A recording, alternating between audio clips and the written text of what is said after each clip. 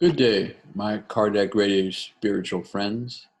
We once again come to you with a chapter reading from the book, The Way, the Truth, and the Life,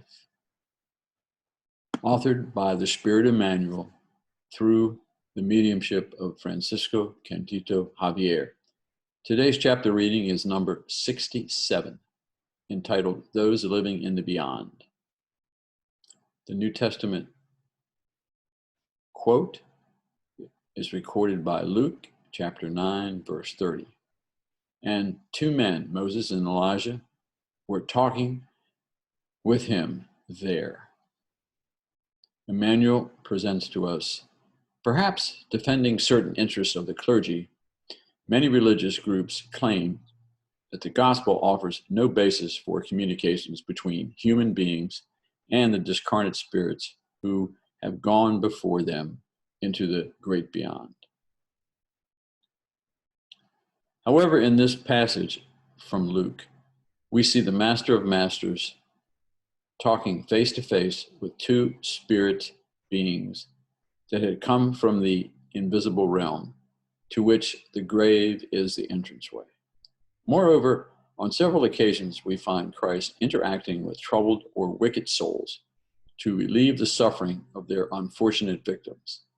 Nevertheless, a dogmatic mentality continues to see these incidences as manifestations of Satan, the eternal and insatiable enemy.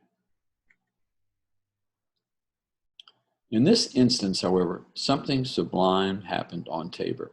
We see no diabolical demonstration, but two glorious spirits conversing intimately with the Savior. We cannot place this phenomenon in the sphere of generalities because the two friends from the other world who were seen talking to Jesus on the mount are fully identified. The event was not recorded stating, for example, that it was a visit by an angel, but by Moses and Elijah, clearly meaning that the dead can, in fact, return from their lives in the spirit world.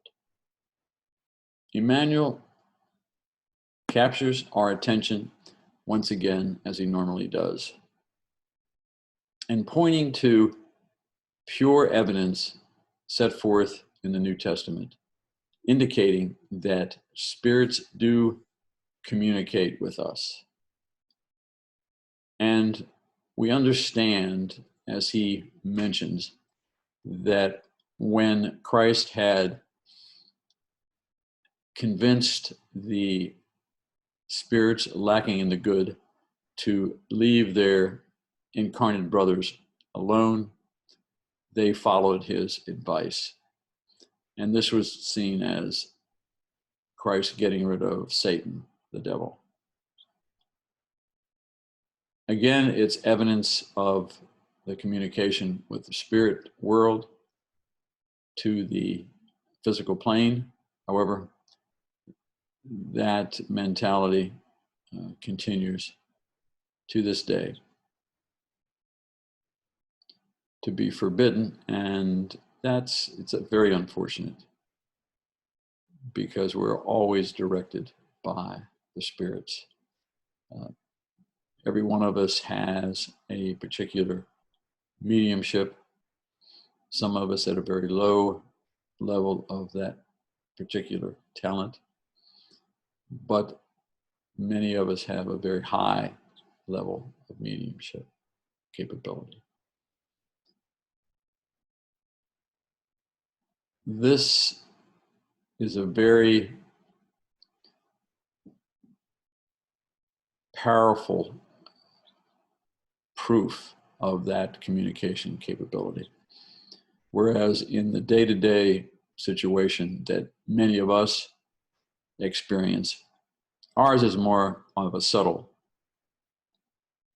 We don't have that actual materialization of the spirit for us, but we do either feel, many of us hear, and of course, many of us see the spirits. And this, in and of itself, gives us evidence that this happens.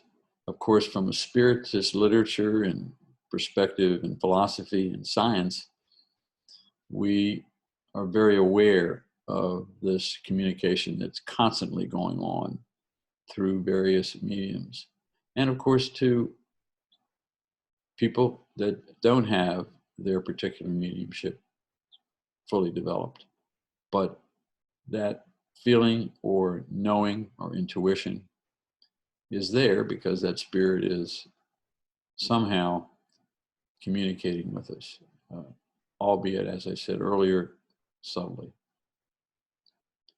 So we hope this gives you a little bit of